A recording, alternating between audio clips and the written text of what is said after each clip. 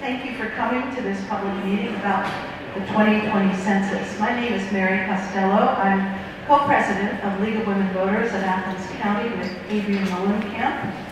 And on behalf of our members, I'm happy to welcome you to this evening's meeting. We're glad that you're here to learn about this very critical upcoming occurrence, the census, which happens, as you know, every 10 years, and the results of which have wide-ranging and long-standing impacts on many aspects of our lives and our communities. We've invited the general public to come because we want the general public to understand how important the census is. And we also sent letters of invitation to many local governmental, civic, faith, education, and other community organizations, since it is vital that an accurate count is achieved. And we need the support and involvement of our community organizations for that to happen. So thank you all again for coming.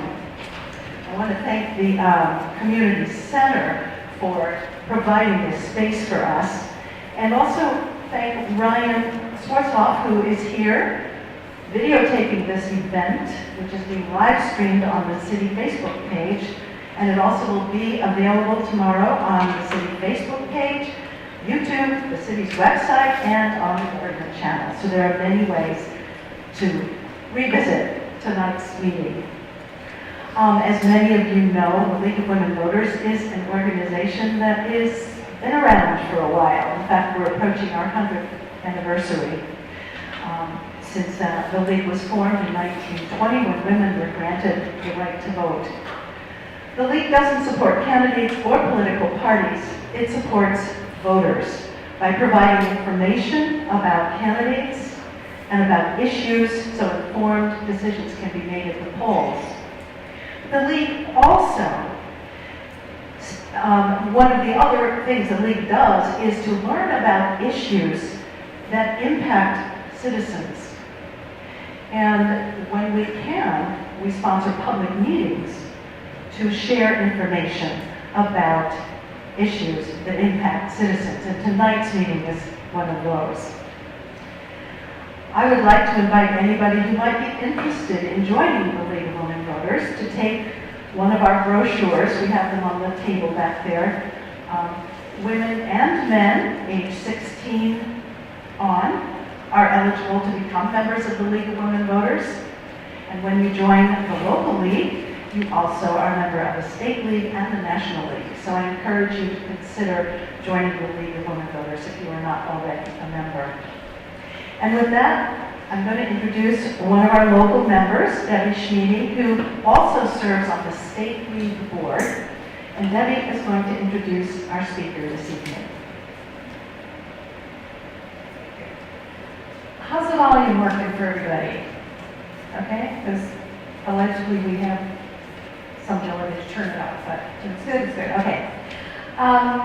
I am, as you can imagine, very pleased and proud to live in Southeast Ohio. And even so, I occasionally get this Midwesterner sort of reaction like, are you sure you're going to come here from Philadelphia? Do you know where we are? I think I asked Rose at least several times, are you sure you know where we are? And so I finally thought, well, hell, we just own it. So at any rate, I'm very pleased to introduce our speaker for the evening. Rose Simmons is, for the U.S. Census Bureau, the Partnership Coordinator of the Philadelphia region and has been there for 24 years, doing other sorts of things, including community engagement and outreach, which is us in here. And she's here with two of her colleagues, Karen Coburn and Michael Valdez, who are partnership specialists, fresh to the job and kind of learning the ropes as they go. So be nice, everybody. And I will need the most amount of time for Rose.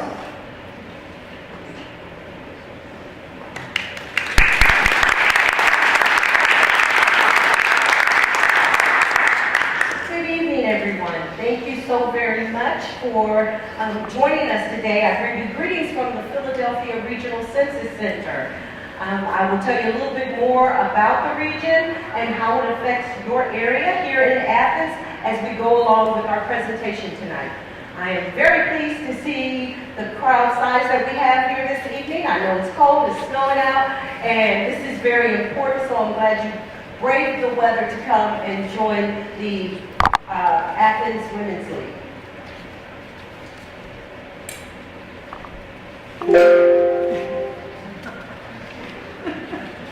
Okay, so first we're going to begin with a brief history in terms of the census.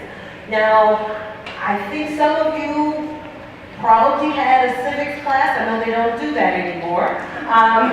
But if you can remember back to then, the census is conducted every 10 years. Our first census was conducted in 1790 under the direction of the then Secretary of State, Thomas Jefferson. At that time, the population was 3.9 million. The census is taken, as I mentioned, every 10 years, and it occurs in the 0 year. It is the largest peacetime activity undertaken by the federal government. It directly affects many of the funding, federal funding, many types of federal funding, and we're going to dig real deep into that and how that affects you, how it affects Athens, okay? So, a few mile markers as it pertains to the census. If you go back one, please.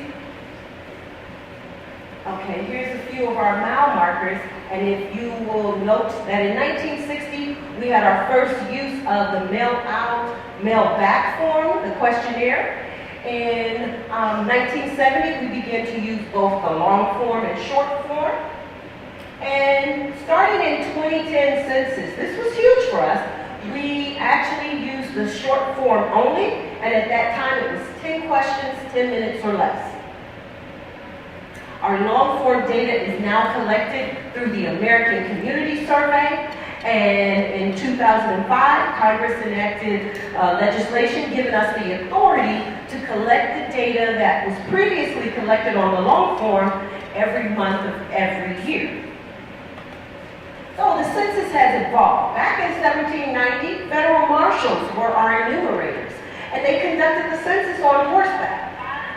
So now, for 2020, this will be the first census where there is an internet self-response option. So we've evolved. So let's talk about the purpose of the census and the uses of the data in some ways. Article 1, Section 2 of the U.S. Constitution mandates that we conduct the census every 10 years, counting all residents in the United States. The census helps to draw congressional and legislative districts, school districts, voting districts. It helps businesses to make informed decisions when a company is trying to determine where they're going to locate. They want to know things like, what is the educational attainment of my applicant pool? What is the school district like? Will our executives want to move there and put their children in a school district? What's the housing market like? All data available from the Census Bureau. It also helps governments to make informed decisions, planning for schools. If you see a surge in births in a given area, you know that 4 years, 5 years down the road, you're going to need more elementary schools. You'll need more kindergarten teachers, etc. So the most important use of the data is more than $675 billion in federal funds are allocated annually based upon census figures. I'm going to repeat that because I see the lady here working. More than $675 billion with a B dollars in federal funding are allocated annually based upon census figures. So we talked about congressional apportionment. So you know in the Constitution, Article 1, Section 2, it states that we shall conduct an enumeration for representation in Congress. So in 2010, the census congressional apportionment results, Ohio lost 2 seats. We went from 18 to 16. Why? Population growth is slowing. Estimates tell us that we are in jeopardy of losing 1 seat in 2020. We don't know. It's a projection, estimate. Our growth is slower than other states. So other states, it's not that we aren't growing, we're not growing as fast as other states. So how do we counter that? What is it that Ohioans can do to ensure that we're in a situation where we keep the 16 seats in Congress? That is by ensuring that every individual that resides in the state of Ohio is counted, that we have the most complete and accurate count as possible. So, our goals for the 2020 census, we want to count everyone once, only once, and in the right place. So, what do we mean by in the right place? Well, we have some people who are very local, transients, and with that, there are certain rules in terms of the Census Bureau on how they're counted. So, for example, a group that's very popular, that particularly in Athens, college students. College students are counted where they attend school. If they attend school at OU and they are from New York and they're living in a dorm or they're living in an off-campus apartment, they're counted in Athens. Why? They utilize the city services here. My daughter attends school in New York. She lives in the dorm. She got sick. EMTs came and got her and took her to the hospital. I was very grateful for that. People sometimes have the misconception that it's kind of like taxes. I'm paying for the tuition and they should be on my census form. College students are counted where they reside. So, good thing for Athens. Okay, so we want to count them once, only once in the right place. What's new in terms of the 2020 census? Well, we are using both traditional and new media. Social media is a huge boom, a huge way to get out messaging. We're going to tap into that and utilize it to our advantage. We're going to offer people the opportunity to use a secure online response rate. Now, we understand that that may not work for some. And so there are other options. You can call by phone and complete your census questionnaire, or you can request a paper questionnaire. We're providing field workers handheld devices for collecting census data. So if you don't take the opportunity to respond online, by phone, by paper, we're going to hire people within the county to go out and knock on doors, and they'll be collecting the information via handheld device. We're utilizing our automated systems for all training, recruiting, and payroll. So you used to come in and you go to a library or a community center like this, and you sit down and you fill out paperwork and you take a census test for employment. Now everything is automated, it's online. So you go online and you apply. You take an assessment online. Some of your training is online. All cost-saving measures. So the design for the 2020 census. Every 10 years we come up with a design, and that is through tweaking, listening to advice from stakeholders from the previous census, and research, etc. And we come up with a new design. The 2020 census design, we're going to start in the lower left-hand corner. We first had to establish where to count. Okay, and we did that by a review and an update of our nation's address list. We work with local governments in terms of the local updating of census addresses. And that is the one time every 10 years where we offer local governments an opportunity to see the census address list. And they tell us, if addresses no longer exist, if they've been demolished, if there's been new bills that aren't on the list, so we help to refine that list. We have several different layers of refining that list. Then we go up to the upper left-hand corner and we have to motivate people to respond. And that's where you guys come into play with my branch, the Community Partnership Engagement Program. So we work with people within the community to help them to understand what's at stake and why they should participate and why it's important for their community to be counted. We will have a nationwide campaign. So beginning in January of 2020, you will see the census message everywhere, okay? In print ads, on social media, commercials. We hope to be, as we were in 2010, we were the storyline on a soap opera, on a sitcom, everywhere you look. We had a NASCAR in 2010. So we really want to push that messaging. So you're always thinking Census 2020.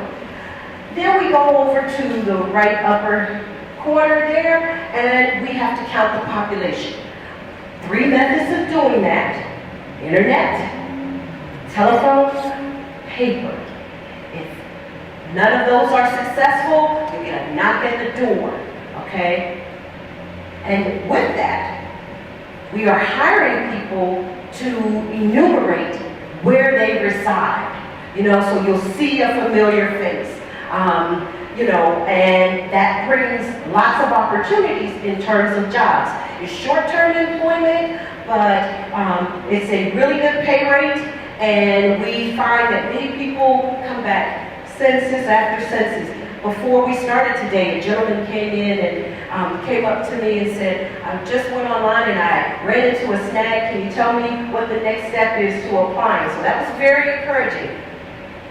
We then have to release the census results. We release the results to the president December the 31st, on or before December the 31st of 2020. Okay, we release the counts to the states for redistricting April the 1st of 2021. Here are our regions across the U.S. And over here in green, you see Ohio, which is covered by the Philadelphia Regional Census Center. We cover West Virginia, Kentucky, Virginia, Maryland, and the District of Columbia, as well as Ohio and PA.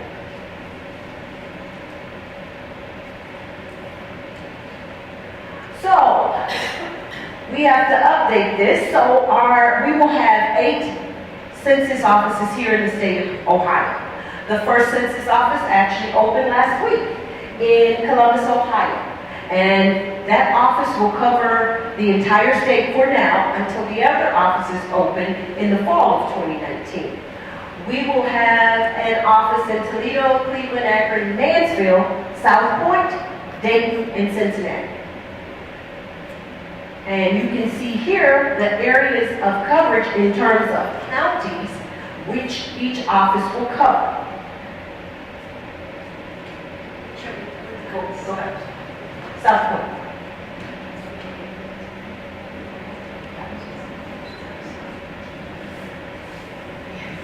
You see there? So Athens is covered by South Point.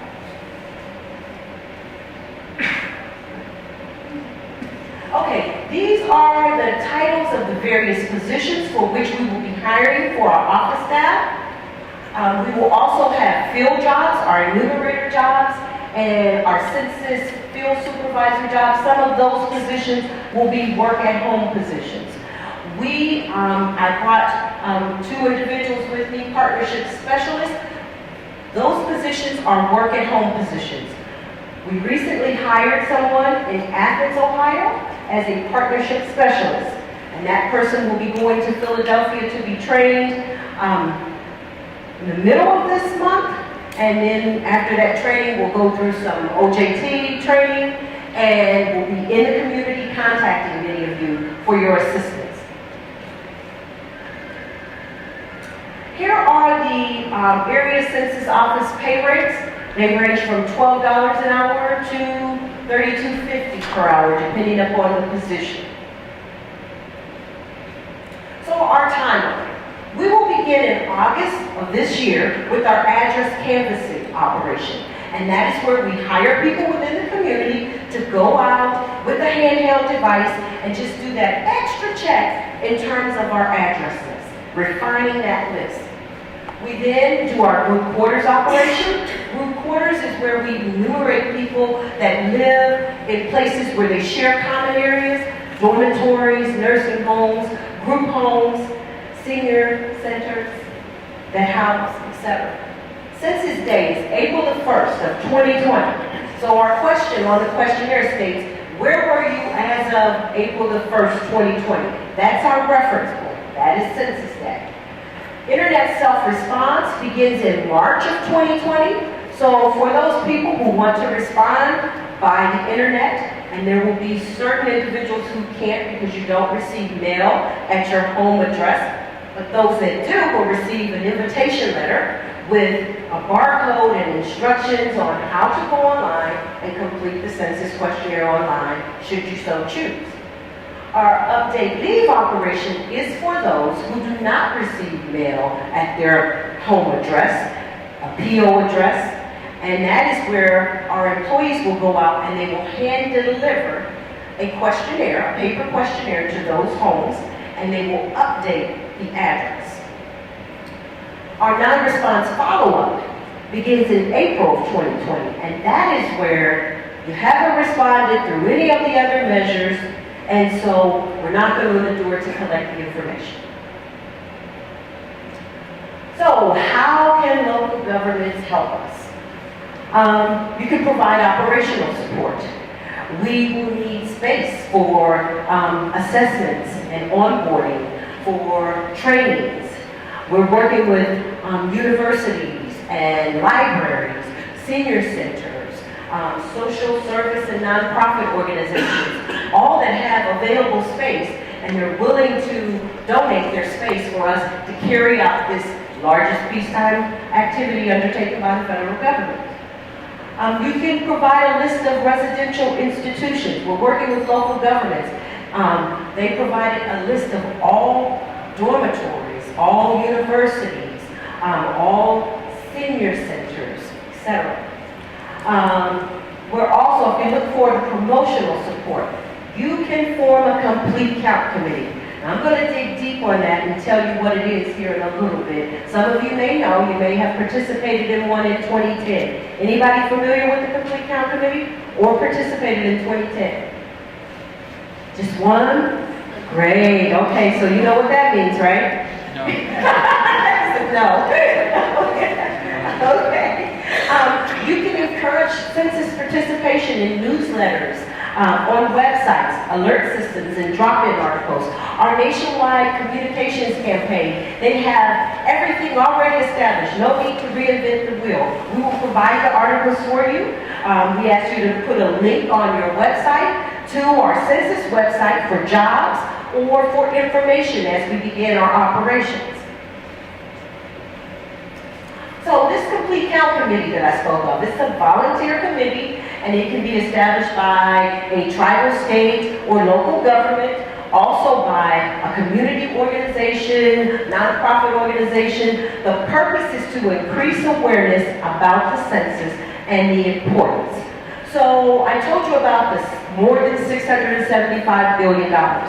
George Washington University conducted a study, and they found that for every person that is missed in the state of Ohio, you would lose $1,814 per missed individual. So you take that times 10, times the number of people, that's a lot of funding.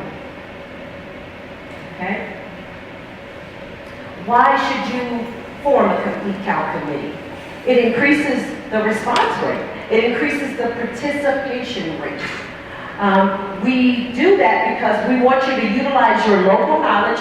Now, I can have all the knowledge that one could possess about the census and its purpose and its importance, but I'm not from Athens. I don't know the local flavor here. I'm an Ohio girl, born and bred, but you know, you guys, you know it better than anyone.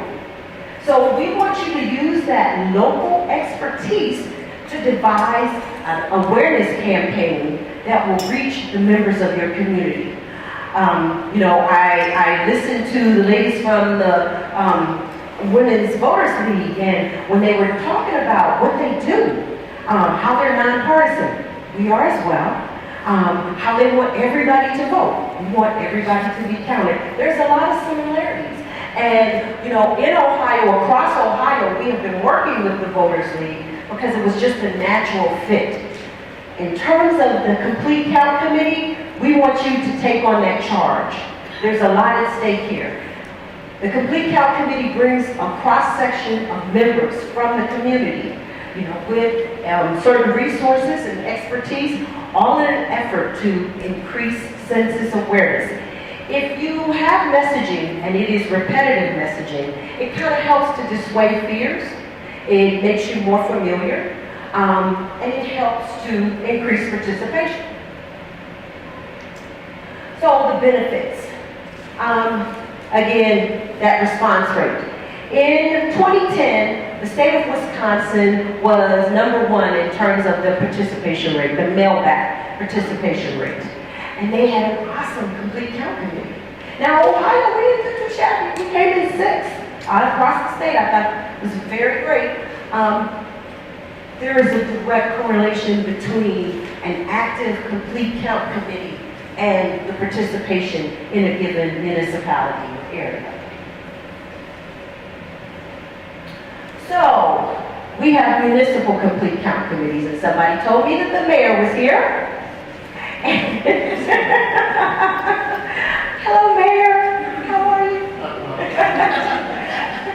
And this is one that would be led by the mayor, and the mayor, along with his planning team, would decide who would sit on that committee. He would invite members to sit on the committee, and they would work up a plan, a strategic plan on how to outreach across Athens.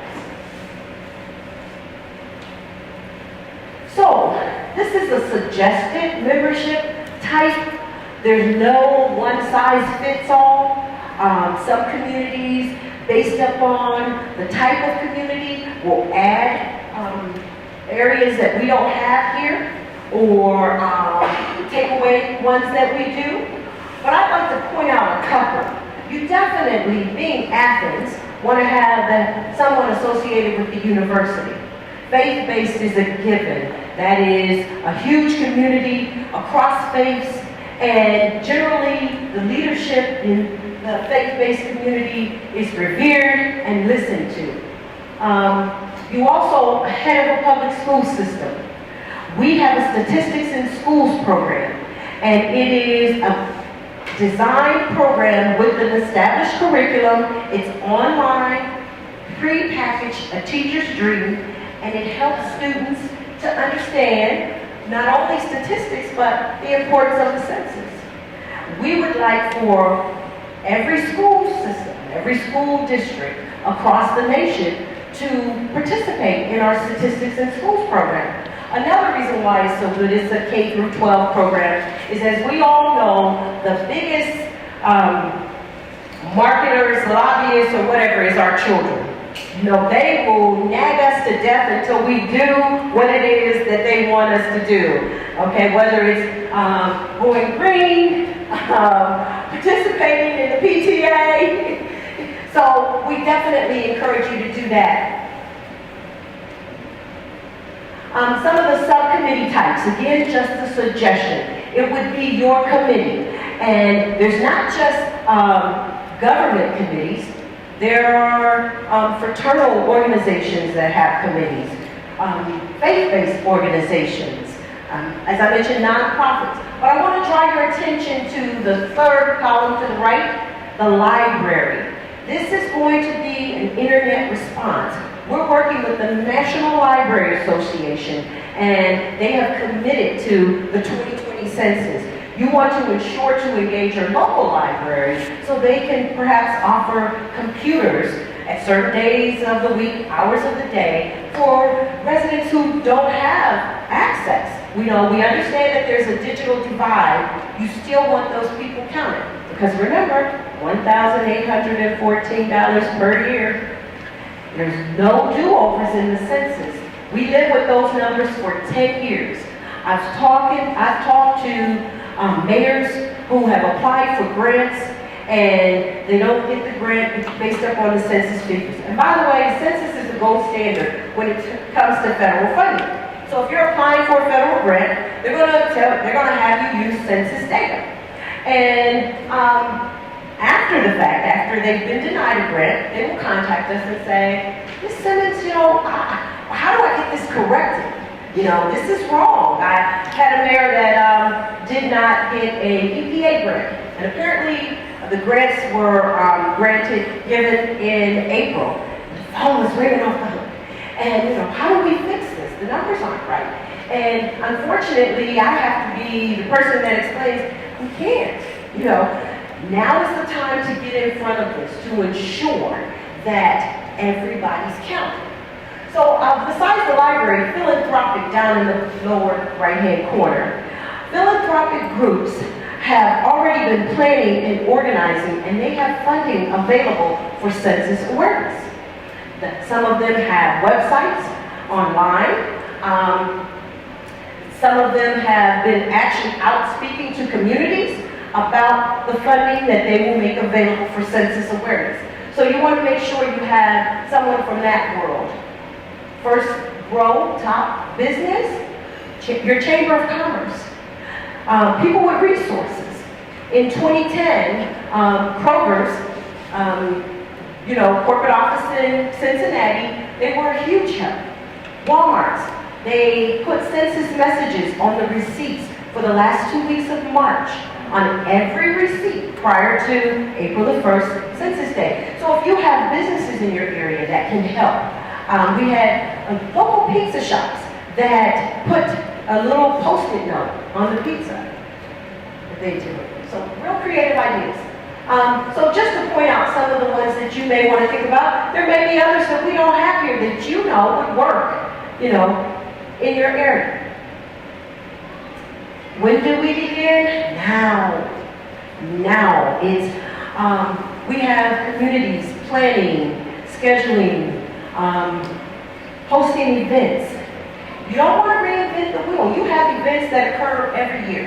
So, how difficult would it be to have a census booth at the Arts Festival or the county fair? Or to, if you have an event that you do New Year's Eve. Any type of activity that you already have established, a back-to-school event, to help educate, engage, and inform individuals to dispel any myths or fears. People will be afraid to participate. We have some people who might not want to participate, and we always have that, by the way, but they must be educated to understand what's at stake and how, again, as I mentioned, there's no do-overs. Had a state superintendent contact me and tell me that the census data was wrong for his state by 50%. That he had 4,000 students that would qualify for the federal breakfast and lunch program instead of the 2,000 that were allocated. And I told him, I don't doubt that you are correct. But one of our largest undercounted groups are children under the age of 5, followed by children 5 to 9. So, again, we live with those results for 10 years. You want to identify a point of contact, you want to coordinate and plan, get together and figure out what can we do to ensure that we have an accurate count. After you do that, you want to, again, identify a point of contact and contact your partnership specialist and invite them to a meeting. They will help you to plan, walk you through it, advise you. They act as a liaison and an advisor, but it is your committee. So, our timeline. We began opening offices in 2019, they're at the bottom. January through March, we will open 40 area census offices across the nation. June through September, we will open the remaining 208 offices. We will begin our address canvassing operation in August. And then we have all of our operations beginning January of 2020 on through May of 2020, where we have the non-response. We begin that operation. and we deliver the results to the president on or before December the 31st. So, I told you what's important, and that it's important, and that what's at stake in terms of the funding. How is the data used? Giving you some examples. The federal school breakfast and lunch program. Did you know school nurses? Census data is used for funding to allocate school nurses. I said draw school district boundaries. Let's see, facilitating scientific research. Planning for faith-based organizations. School districts, new schools. In Central Ohio, an area received 3 new high schools, all based upon the census data, because no one knew that what used to just be fields, now developers had come in and built major subdivisions, and people with families were moving in, and they had teenagers that needed a high school. Okay? If we miss a child, and they are 5 years old for that 2020 census, they will be 15 and in high school before we have an opportunity to count that child. Think about it. Some of our undercounted groups, 18 to 24-year-olds, college students, males 18 to 24-year-olds, seniors, the disabled. Those are the undercounted population that we need to make sure we outreach to. We're going to go back to the uses of the census data, and I want to leave it there because I want that to marinate in your mind, in what's at stake. One of the things I want to point out is in the center there, providing proof of age, relationship, or residence certificates provided by the Census Bureau. I'm going to share a personal story with you. August the 14th, 1933, a little girl was born in Cuba, Alabama. She was born at home. Her aunt was the midwife. That little girl grew up and moved to Ohio, got married and had a family, graduated from high school, went to college, established a business, employed many people in Northeast Ohio, had 5 children, and it came a time when the children all got together and said, "Mom, it's time to retire. Sell the business, time to retire." So, Mom went to Social Security Administration to sign up and take care of all the paperwork to apply for Social Security. She got there and they said, "We need your birth certificate." Did not have a birth certificate. Remind you, August the 14th, 1933, Cuba, Alabama, an African-American little girl was not allowed to be born in the hospital. Born at home by her aunt, who was a midwife. So, what did we do? The Social Security Administration made her aware of the Census Bureau is the only other measure besides a birth certificate that they will take for proof of age. She said, "Oh, that's easy. My daughter works for the Census Bureau." So Mom thought, "I'll just call her and she'll get my records and we'll be..." And they're like, "No, it doesn't work like that, man." So they gave her the paperwork. She had to fill it out. The information comes sealed to the Social Security Administration, but you also can check a box that you want to receive the form, a copy. So Mom got the form and everybody came over and we decided we were going to make a big deal about opening it.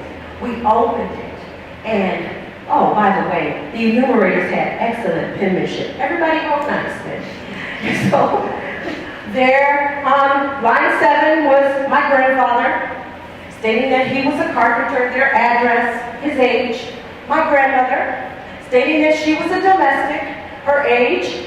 My aunt, my mother's older sister, her age, and then it's my mom.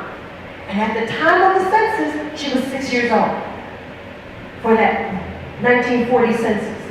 And I thought, it gives me chill bumps to think about it now, but I thought, what if my grandfather had been fearful and had not participated?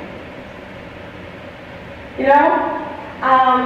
Think about the times, okay? Think about somebody knocking at your door and saying, I'm from the government, I'm here to help, I'm here to count you. But he chose to take on that civic responsibility. And years later, I'm sure had no idea how it would help his child. The census is so important. Now, in today's age, that would not be an issue, but we have a lot of other things. I've worked with people who were adopted and they're trying to find out their medical records, and they can find out their lineage through census records. It is critically important. Census records are kept confidential for 72 years, okay? And they're published after that. Our data is published in statistical format otherwise prior to the 72 years. We all take an oath, it's Title 13 of the U.S. Code, that we will not violate or share any information that we come across in the course of our duties and responsibilities as census employees, or we risk 5 years imprisonment and up to $250,000 in fine. I'm still paying for college. Got 2 more left. 2 down, 2 to go. Can't do time. Me and my colleagues, we take that oath extremely seriously. And as well as everyone at the Bureau. We need to get that message across to people that it's easy, it's important, it's safe. I want to thank you so very much for your time and attention, and I will open it up for questions if you have any. Yeah, so let's thank Rose first for her presentation.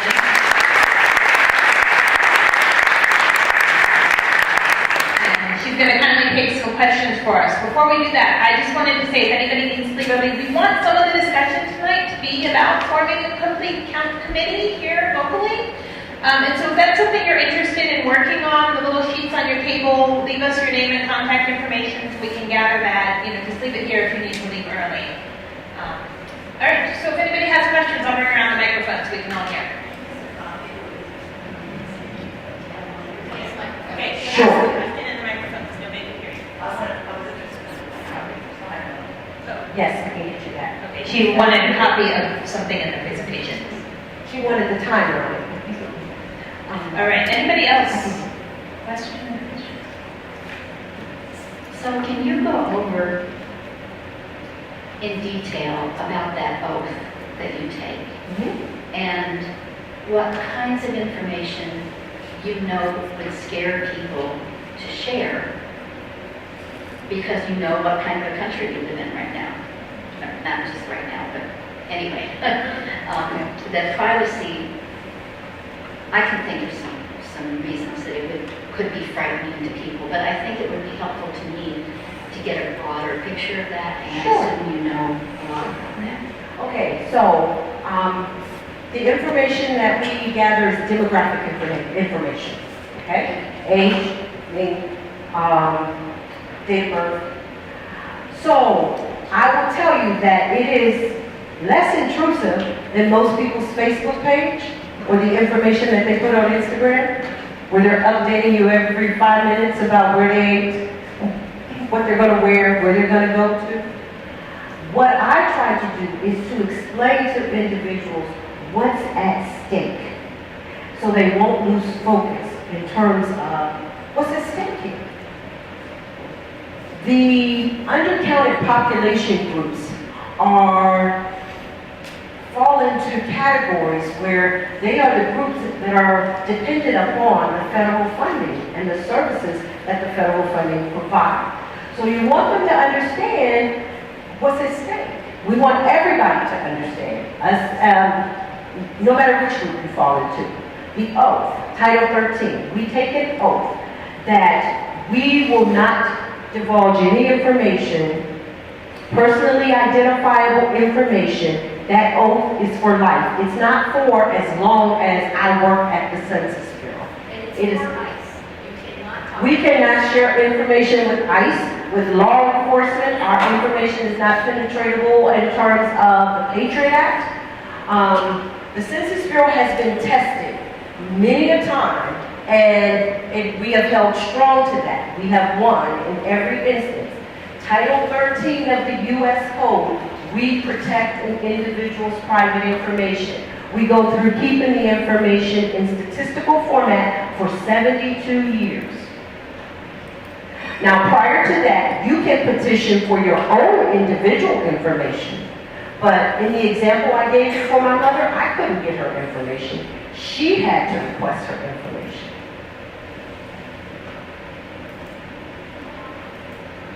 What is the status of the citizenship question? That I don't know. What I can tell you is that we are charged with conducting a census, the most complete and accurate census, and we will do that.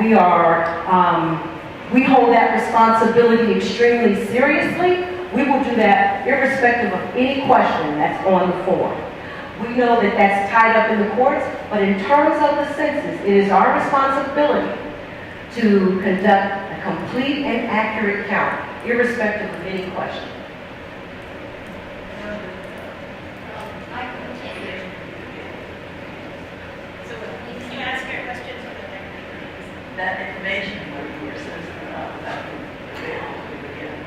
Title 13 of our code, we take that oath. We will not divulge the information.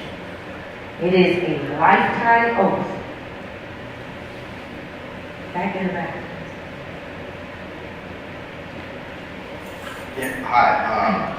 Regarding the types of the committees, and you mentioned municipal committees, have you ever seen committees formed at a county government level, and if so, what kind of structure do those usually take? Yes. Excellent question. We have municipal, we have county, and the same sort of structure, but more county-wide. So they would still have faith-based, usually philanthropic, someone from higher education, etc., and usually someone from county government. But yes, we have across Ohio, we have many of the counties that have formed a CCC along with the city. So in Columbus, they have the Columbus-Franklin County Complete Count Committee. Toledo-Lucas County Complete Count Committee. Some choose to do it on their own, but we do have several across Ohio that have joined together.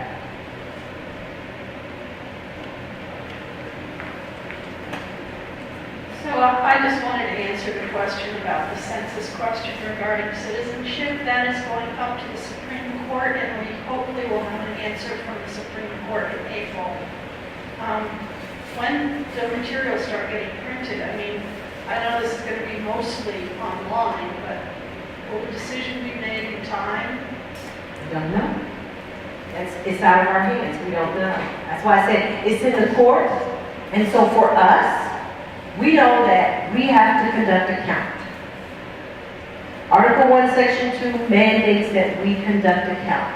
And so that's our charge. We're responsible for that.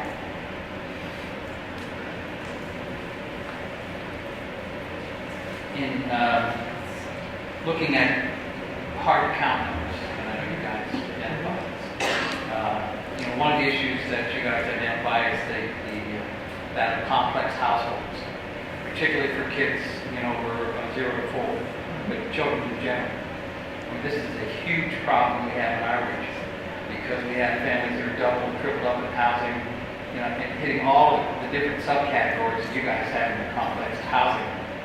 We have this down here in large numbers. And of course, part of the problem with that is these families are reluctant to admit that they have so many people living in the same structure.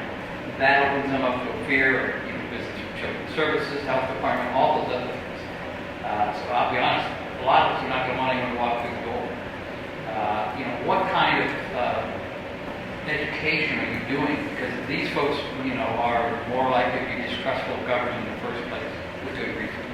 And they're not, they absolutely need this assurance of confidentiality, but it's a matter of gaining their trust to the point where they, as you say, see the long-term benefit of this. But quite honestly, we're going to see the short-term risk because it's going to scare them today.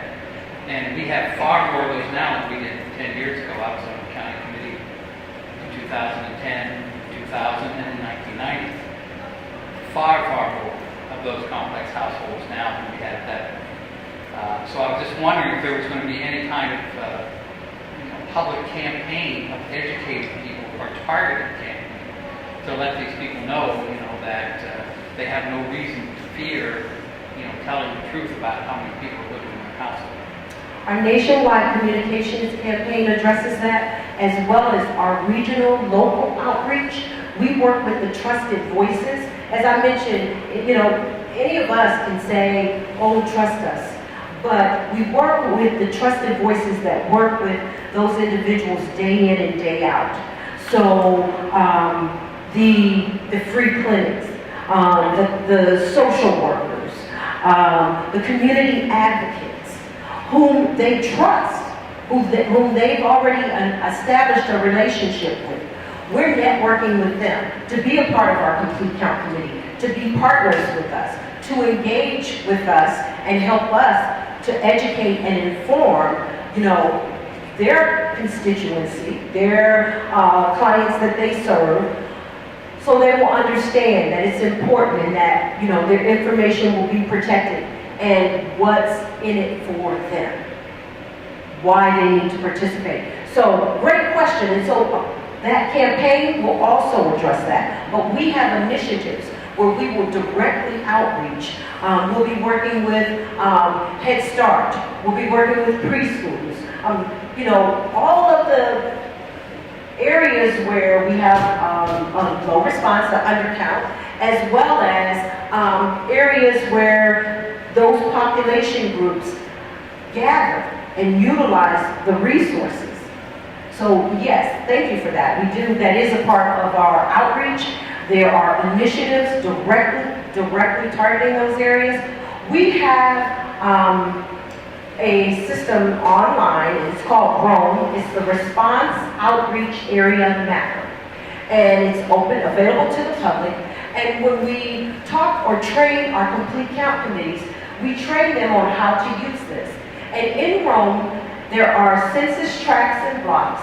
And it's broken down by the tract and block, and it shows the percentage score of low response. We call them LRS scores, low response scores.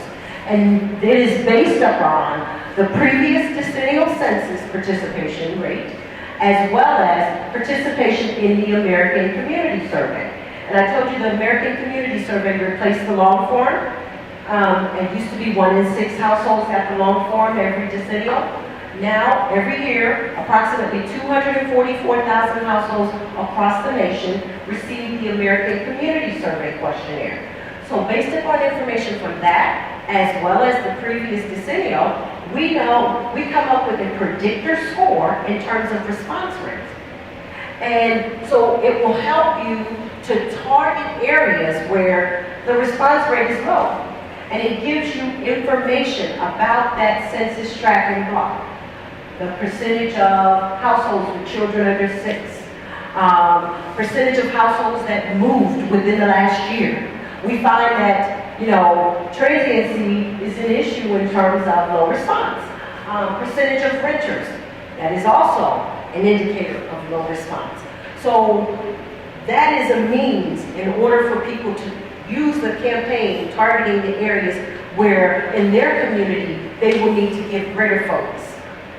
I think that same report shows the percentage of people who lack internet connections. Yes, it's That same report. Yes. All right. Data planning, our database. There are other questions. So, in thinking about sort of other versions of complex families, I guess it's just a logistical question. Where do you count a child who has separated parents and spent some time in one household and some in another? That's the first part. And the second part is, whoever your personnel are that knock on the doors, Are they knowledgeable about and are they allowed to give advice about how to answer those questions? Advice? Well, if I'm a single mom and I've got 2 kids under 6 and they spend, whatever amount of time with their dad somewhere else, can I say to that person, I'm not sure where to put, if I declare them here or... They will be trained in terms of that, yes. So, in answer to that question, children as well as anybody else, I've talked about college students, the elderly, people who have homes like in Ohio and maybe in the warm climate. You are counted where you live and reside most of the time. So, if there is a situation where the mom has the child 4 days a week and dad has the child 3 days a week, the child will be counted at the mom's residence. If there is a situation where there is someone that has a home in Ohio and they're in Ohio until, let's say, October, and they then go to Arizona and they return into March, they would be counted. The area where they reside most of the time would be Ohio.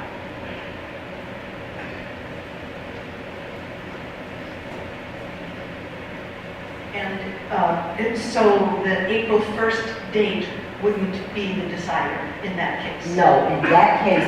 And the form actually navigates. It helps you to navigate through a skip pattern on making that determination. So April the 1st is just a reference period. So it allows us a snapshot in time across America. Okay, where were you on April the 1st? But if you remember, you can actually go online and fill out your form beginning in March. So, yeah. Also wondered if a person who knocks on the door and says, you haven't done this, we want your information, are they also sworn under Title 13? Absolutely. Okay. Every single Whoever census shows up employee. at the door has to be. Absolutely. Every census employee, from clerks that are receptionists that answer the phone, we all take that over. So there are no volunteers. No They volunteers. are all employed and they are under All Title census employees. And we've had complete count committee members offer to volunteer to assist us. We can't do that. Okay, thank you.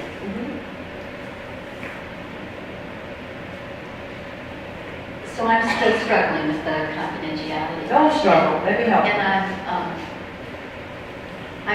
I'm imagining, I don't know how to frame this, but, so I knock on the door, I'm paid, I'm under Title 13. Title 13, of the U.S. Code. And I knock on the door and I say, well, I am helping collect information for the census, and the first thing I want you to know is that I will not be reporting any of your answers anywhere. Not true. So, that would reassure me. If the very first thing out of my mouth was, I will not be reporting this to social workers, I will not be reporting this to government, like the FBI, surveillance.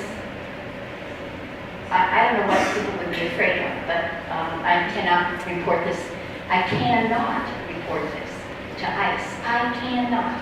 And if there's any of those fears, or why you haven't filled it out, I thought it might be good just for me to say it at the start, so you know. That's the only way I think. I don't know, Jack, what do you think? Well, this is going to be tough because essentially, we're trying to convince people to trust government. I mean, that's what we're trying to convince people to do. And I think that, it's difficult. On one hand, you want to recruit people from the community to get the jobs and go out and knock on the door. But on the other hand, that may be more difficult to have them trust the person who lives 2 houses down from them and keep their mouth shut about what they saw when they opened up the door and went in. I will say in that instance, we do have procedures in place. So if I am out working and I'm knocking on the door and I know this address is a church member, I'm not going to, complete that particular enumeration. I'm not going to go and do that questionnaire. And we actually have employees that will look at the address list, and if they identify one that they know, they'll say, ask their supervisor, can you transfer this to someone else? So you're looking for someone that is not necessarily known to that person. Is that what you're trying to? No, not in a close and personal way to the point that they will not want to share their information. Right. If we have situations where someone comes across somebody and they didn't know that the person resided there, we don't know who resides in the home. The only way that happens is if you're so close that you would know the address. Right. And we've had instances where you don't know until you get there. And our staff is extremely good and conscientious. We conduct all types of training, and they know, okay, this person would feel more comfortable conducting it with somebody that they don't know. We try to inform people. We try to educate and engage them so they can make an informed decision, so they understand. This is vitally important. And as I mentioned, there's no do-overs. And so if your hesitance or reluctance is due to the fact that this individual attends your church and you don't want them, knowing your personal information, we will accommodate you and send somebody else there to enumerate you. We try to take extreme measures and steps to make people feel comfortable. We try to educate at the front end. That's the whole purpose of the Complete Count Committee, to get that messaging out there. So by the time we get to the actual count, people are comfortable with completing it. How do you count the homeless, the people that aren't living any place and are transient and move around? Great question. We count the homeless 3 nights in March. It's at the end of March. We conduct the homeless count, and we do it across the nation. We go out in teams, our staff do, and we utilize information provided to us by local governments, by homeless coalitions and homeless advocacy groups. We count at shelters. We count under viaducts. And we produce the homeless count over a 3-day period. We count at soup kitchens, local soup kitchens, etc., all in an effort to provide the best possible count we can of the homeless in any given area. So I'm curious what the Census Bureau is doing currently. Was the preparation for the new 2020 census also to improve the response rates and the accuracy of data gleaned to the ACS, American Community Survey, as well? And I asked that specifically for this area. So we have an issue being very rural in the county with response rates. For instance, one of the communities in the county, they were undercounted under a low moderate income percentage by about 30%, which had a huge impact on their HUD funding that they received in the area. So what's being done to make sure that these, what can people do as well to make sure not only is the census correct, but the American Community Survey is correct as well? Excellent question. Okay, so our MOE margin of error, in areas where it is high, there is an asterisk notation of that. We can only educate and encourage people to participate and try to help them to understand the importance. We're not a law enforcement agency. We try to gain cooperation through education and informing people. So at the end of the day, with the American Community Survey, it is done through statistical sampling.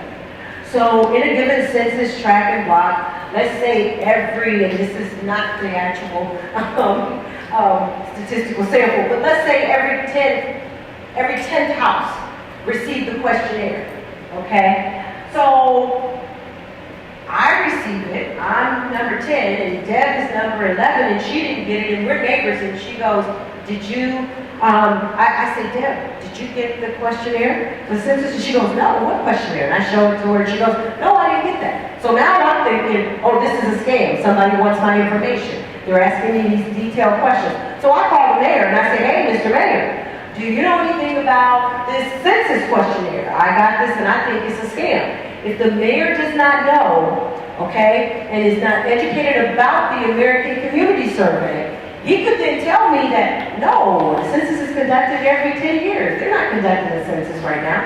So I tear it up and I throw it away. And Then, after say 3 weeks, I have somebody knocking on my door with an ID badge, and they're telling me they're from the census. And I'm like, Mr. Mayor, they're bothering me again. Can you do something about this? We try to educate from our highest elected officials to our community leaders, to our teachers, anybody that has a role where they're outreaching to the community at large. The significance, the importance, the value in participating in that. So the American Community Survey is done by statistical sampling. It is not, the decennial census is the only time where we count the total population. Okay, so if you are in an area where there is a low response and it is done by statistical sampling, it is even more important that you educate people of the importance, because you're not just representing yourself. I'm representing those other 9 households if I'm the 10th.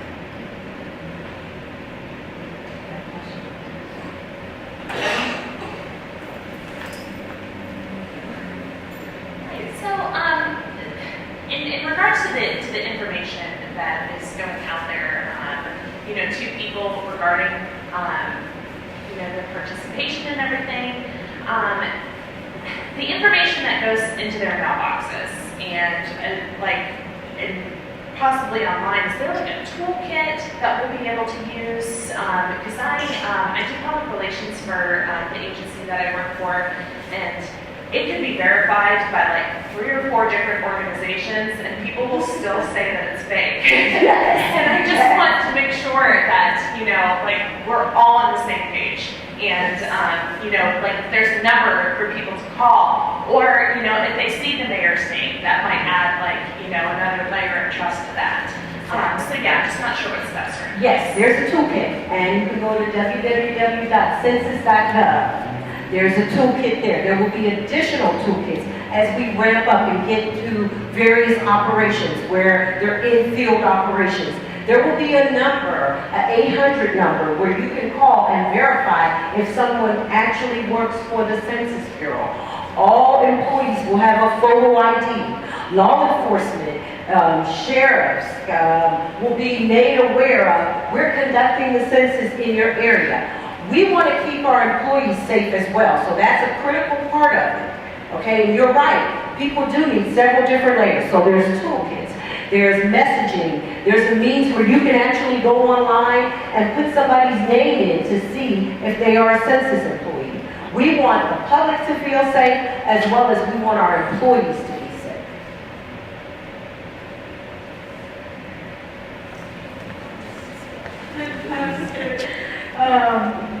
So I know you mentioned you only want people to fill it out once. Is it actually a huge concern about people filling it out twice? And when that does happen, how do you guys deal with that and sorting through responses to make sure people aren't filling it out twice? So we do have methods to read out duplicates.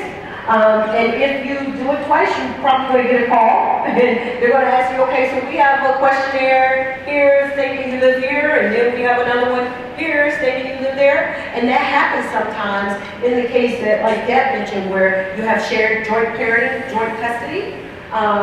It also happens where parents fill out the questionnaire for their students at home, and the students filled it out at school where they should have. So, yes, there are processes to try to catch duplicates.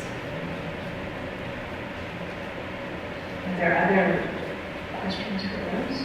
So I have a question. Oh, do you have a question? No, I had a question for the group, which is whether people, this has percolated and somebody's thinking, oh yes, I think this group or these people or me or somebody in our community would be the right people to maybe have a complete count committee. And whether and how, what we think might be a step after this meeting today. Go ahead.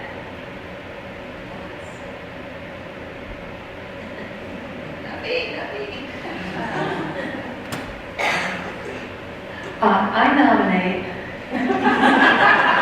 the Regional Association of Mayors, or whatever Gary does. Seems like a group to me.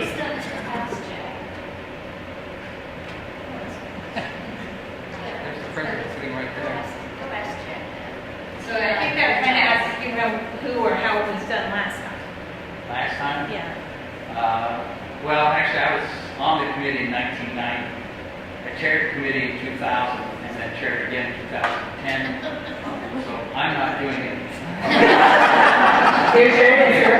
I've served my time at Census. I do think it was, we had all the same kind of groups you have listed, at all these years. We included township trustees, we had actually all the individual schools, elementary, K, 12, involved, higher ed, everybody. Everyone you can think of were on committees. One of the things about us doing it through Job and Family Services is that we did a special effort to educate low income about the confidentiality of this, about this is not us. That was important to let them know this is not us. This is not the child welfare agency. This is not child support. This is actually something that's going to be helpful to you. It was. I will be honest though, in spite of our best efforts, and we also spent a lot of money. We bought billboards, we paid for radio ads, in addition to the census stuff. We bought printed material. We had staff working on this. I'm sure every sitting room there knows this, full time. And yet at the end of that, our response rate was not much different because of the problems we were trying to overcome. Again, as I mentioned earlier, low-income families. We had so many of those categories that were really hard to count folks that it really took a huge effort just to get our response rate to be up to close to what the average response rate is. And even then, most of the response rates in the region, when the initial response was very low, and we did much better than the final responses. But it's a lot of work, and it really is a lot of work. But I can't think of anything much more important. And the issues you're raising about people's fears about this. They absolutely have to be overcome because Nelsonville's sitting there with 5,300 people. If they drop below 5,000, they're no longer a city. There are a number of other communities out there that will face serious loss as well as representation. All those kinds of things. It's very, very critical, and it's hard to educate people about that because they don't see a direct benefit. It's not like, they fill out their census form and they get a check for $100 next week. It is crucially very important, and, I certainly would encourage someone else to have a county committee and, if necessary, an additional a municipal committee. I quite honestly think that a county committee with support even from the municipalities and from the rest of the communities, would probably be the most practical, in terms of resources. And I'm not just saying that to get you off the hook, Steve, but but here's the thing, I agree. And I think it's a hybrid of both. Yes.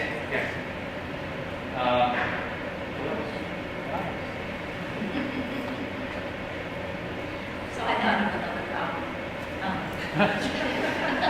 And maybe this is what should be done. Okay, problem over here. What we got now?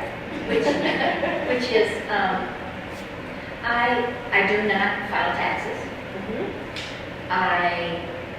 My wife does, and she has a job that keeps track of her. And what I do is I buy and sell cars, and some of what I do is I buy cars and I junk them. And I get $200. I don't keep track of it in any of it. I give it to my wife and she spends it. I have no idea how much money I earn. So I think I'm going to say zero, and I'm just not going to talk about any of the money that I do earn because I don't keep track of it. Well, we always take estimates. We are not the IRS, so we're not so much interested in what you earn as an individual or you particularly, and that's not said in a negative, but it's more to give a representative view of the snapshot of that census tract and block. So strategically, if I said I didn't earn any money, and we reported my wife's earnings, because you want the whole family, right? You want family income, not individual people. Because I'm in the family, okay?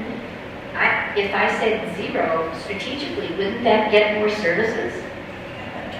I'm sorry. Jack, are you listening to me?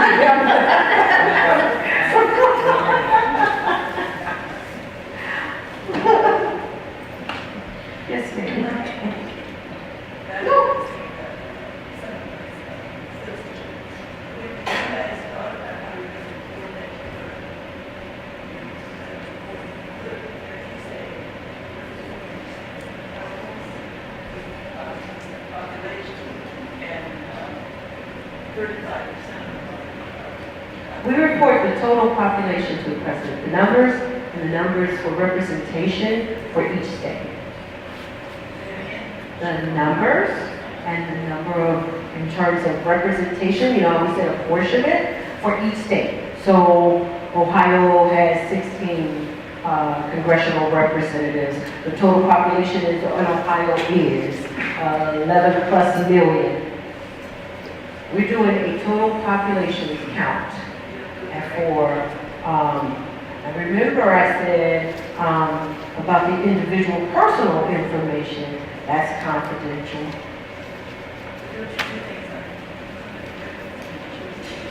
Women, so many children, so many disabled, so many, don't you do population breakdowns like that? We do, but not, we will not publish any information that would identify any individual. So all of our information is published. If they decided not to give money to California, 35% of the population,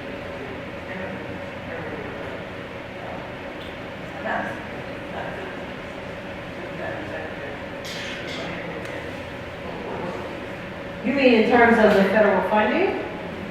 Federal funding already has predetermined calculations. So that is something that Congress would have to change, appropriations and pass bills. We conduct a count in terms of the more than $675 billion. For each of those funds, there's different calculations in terms of the determination in how the funds are allocated.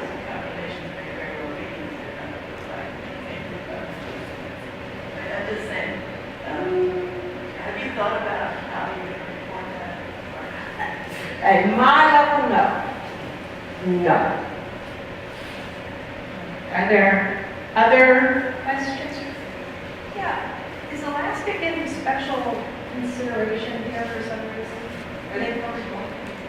They're very remote, and the amount of daylight is very short, so that's why. That's Any other questions for Rose? Let's thank her again. for Thank you being guys so much. I would encourage you to continue discussions amongst yourselves tonight while we have people in space, if you like. Please, if you're interested in continuing to be involved, turn in your forms back here as you exit, and we will make sure that all gets to the next level of whoever is doing a complete committee. Thank you.